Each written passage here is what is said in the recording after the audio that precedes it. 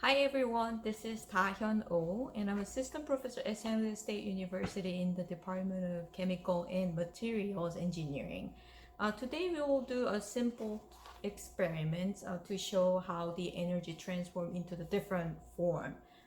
In the brochure, so you will see two different types of experiments. The first one we'll do together is on page 7. So we'll start from the first experiment that is described on page 7, how the thermal energy do the work. So before we start, so I want to highlight the safety parts first. So safety glasses are required, and be careful when you are touching the hot liquids, and do not eat or drink any of the materials used in these activities.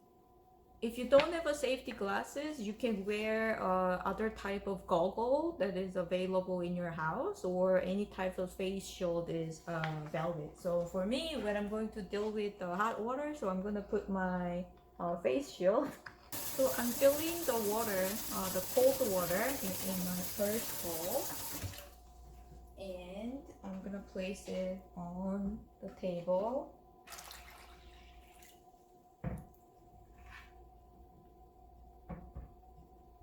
And now I will fill the hot water from the tap. After you prepare the hot water and the cold water, so what we are going to do is take out the balloon and the bottle from the freezer. And make sure that you don't have any air left in the balloon. And what we will do is connect the end of the balloon to the end of the bottle like this. And what I'm gonna do now is put the bottle in the hot water and let it stay for a while so that all the air inside can reach the same temperature to the water. Now write down what you are seeing. What type of changes do you see? And then what we will do is move this bottle into the cold water, ice water.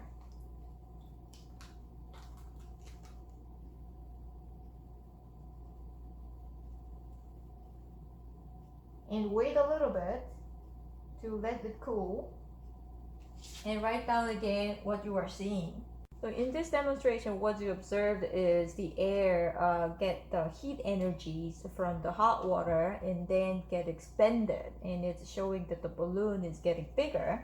So this time, as the last question is asking, so what we will do is try to be creative to lift this little rock. So for me, I tied this rock to my rubber band, and I'm gonna use the balloon to lift this rock. My plan is to hang this rock at the edge of the bottle, at the end of the bottle, which has the balloon connected. Then, as the balloon's getting straightened up, then hopefully the rock will be lifted. So I'll take out the bottle.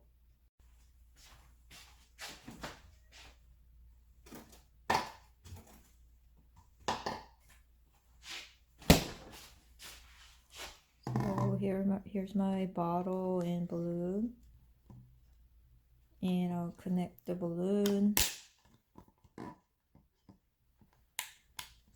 and hang my rock. So let's see how the rock is moving.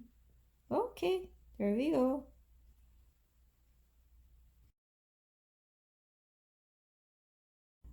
So first step is prepare the can. So what I'm gonna do is use this big long can instead of using 3, and will open the end of the can using the opener. And I'll open this can.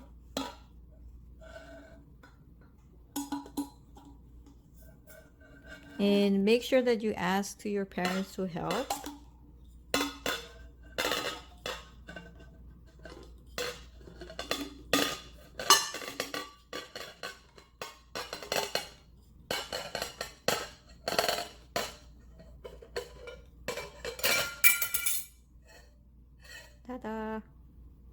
So now I have a completely open can ready. So now we'll make a pinwheel. So I'll measure about 15 centimeter. So 15 centimeter is about the size of your hand. So if I use the ruler, so let's see. Here's my centimeter scale. 15 is around here. And I'll cut the paper into a square with a size of 15 centimeter. So here's another edge.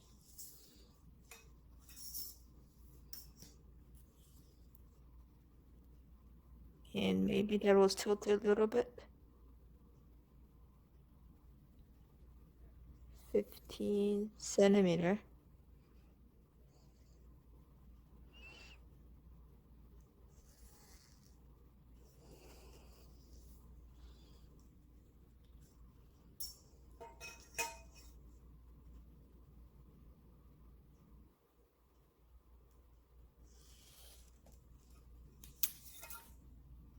Oops. And cut the paper into a square.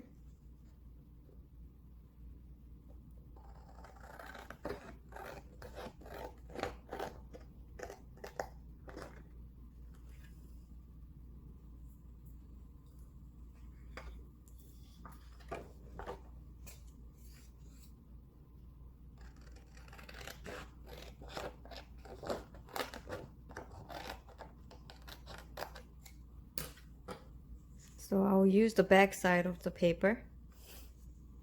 And now what we will do is cut the paper from the each edge in a diagonal way, but leave some spaces in the center.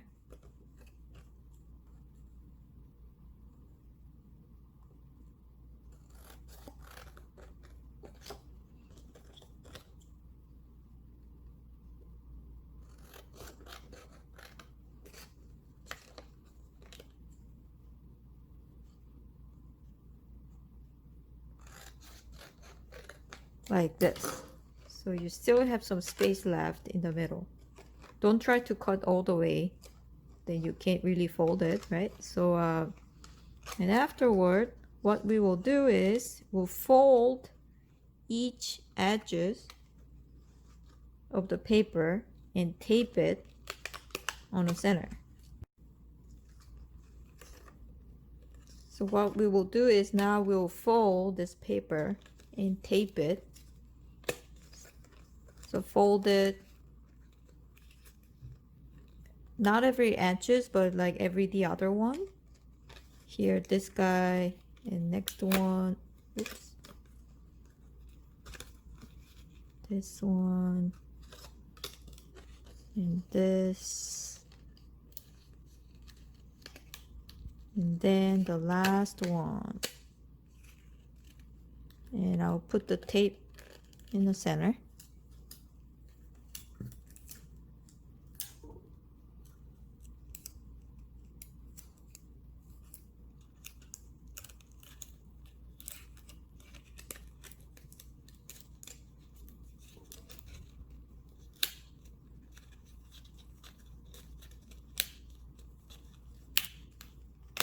Ah.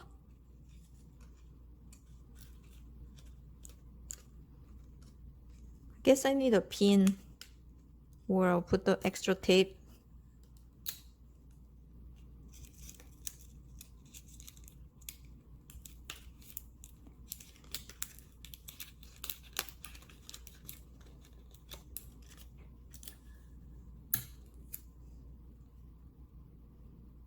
So let me put the extra tape.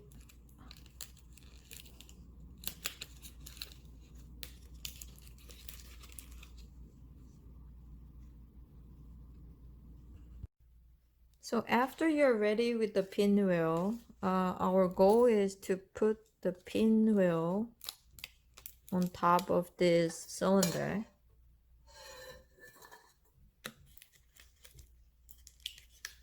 And to do that, we need a little wire, and I bent it already. And we'll put the pin at the elbow. The pin, you can tape it, but what I'm gonna do is I'm gonna just bend the wire one time just to make sure that they are connected, and then I'm gonna tape it. So I'll bend it one more time, the other side.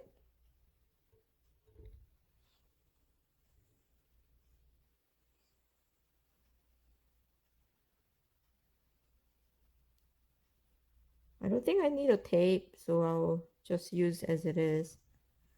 And what I'm gonna do is I'll connect this wire to the can. So let me just tape it on both sides. So I'll tape the wire. Oops. The can. One side. And the other side.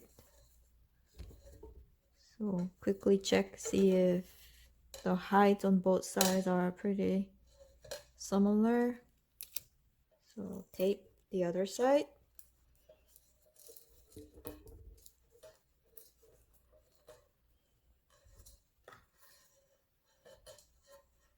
So we'll put the pinwheel on top of this pin. So now we'll put the pinwheel on top of the pin.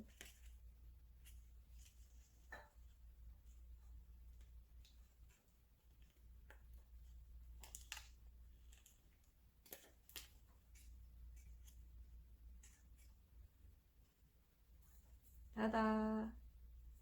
So I placed my pinwheel under the sunlight, and I modified the design slightly. For example, that I face down the pinwheel so it's facing the air coming through the can.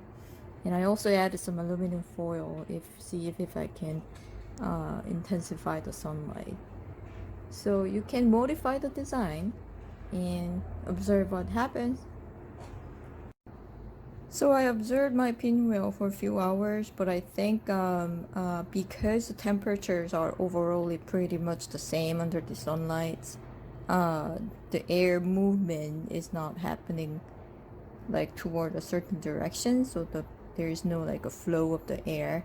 That's my guess. So but if you can kind of like make a device that there is some cooler on top and there's enough temperature difference between these height, then the airflow will go upward and make the pinwheel move.